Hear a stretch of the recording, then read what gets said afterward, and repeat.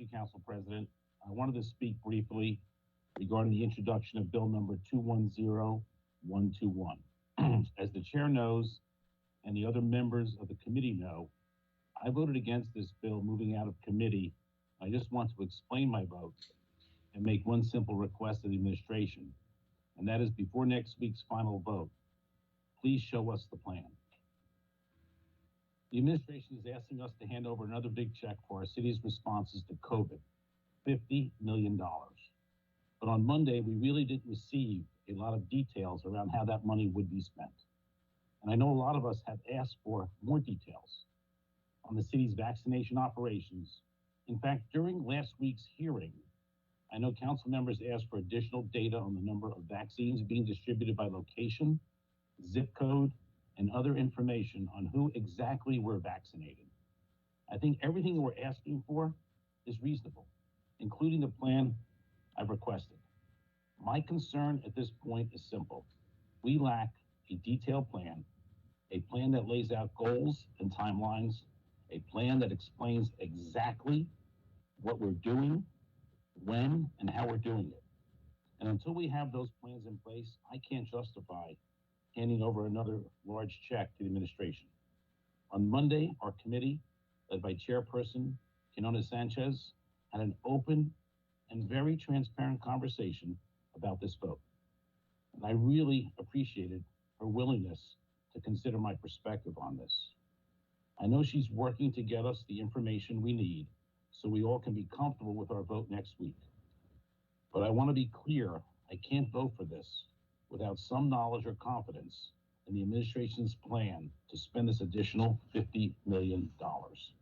The Philly Special Coalition called for a plan that was big and bold enough to vaccinate our citizens quickly and restore equity through a vaccination system that is vaccinating white neighborhoods twice as fast as communities of color.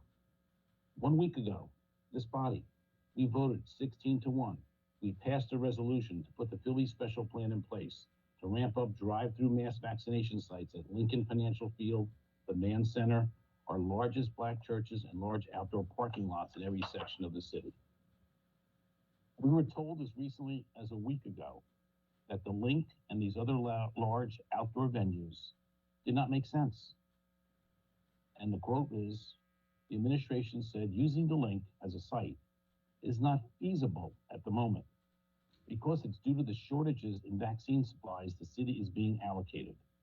If and when the city begins to get substantially more doses of the vaccine, using Lincoln Financial Field as a vaccination site may be considered. This was 1 week ago. Yesterday, the administration changed their tune. These are the words used yesterday, just 2 days ago, at the weekly COVID-19 meeting. And I quote, "We are more or less at the point now where the greatest limiting factor is not the number of doses we receive, but just our own capacity to administer them through all the different organizations that are administering them through the city." So I want to be clear. I want to get this straight. A week ago, we didn't need to ramp up capacity because we weren't getting enough doses. Now, 1 week later, we have run out of the capacity to move the doses we're currently getting. The same day, we were told we have run out of vaccine distribution capacity. Pfizer and Moderna announced that an additional 220 million doses of vaccine will be available in March. Johnson & Johnson has already said that 100 million of its one-shot vaccinations will be distributed in June. To my fellow council members, if we're currently limited, not by the number of doses we get, but by our capacity to distribute them, this is why we need a plan today to increase capacity. In the coming week and before we vote, I'd like the administration to come to us with a detailed plan for how they'll be able to escalate the vaccination distribution through current channels and additional channels. I know I've been very outspoken about the use of Lincoln Financial Field and other large neighborhood locations, but it's only because I believe we have to think bigger and be bolder about our future level of distribution so we're ready to go on day one. The call for a plan is also a call for transparency. Last week, when we were informed of the FEMA Type 1 site coming to the Pennsylvania Convention Center, The commissioner said many of the details were still being worked out. But in a city with a Black population of 44%, currently receiving less than 20% of our vaccines, putting our only federal mega site within walking distance of 195,000 Center City residents, 67% of them who are white, presents its own unique challenges to ensure racial equity. So we need to see a real plan of action for how we're targeting the very people we need to get to the convention center in the next 6 weeks.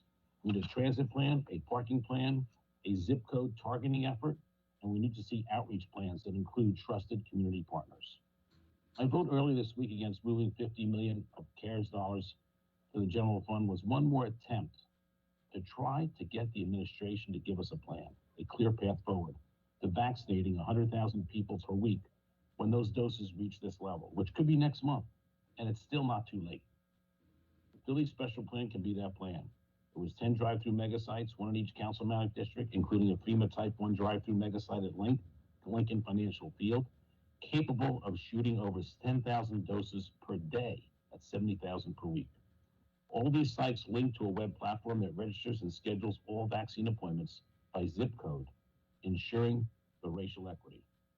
If not this plan, then show us one that can achieve levels of dosing and timetables that match the supply levels set by the vaccine companies and the Biden administration.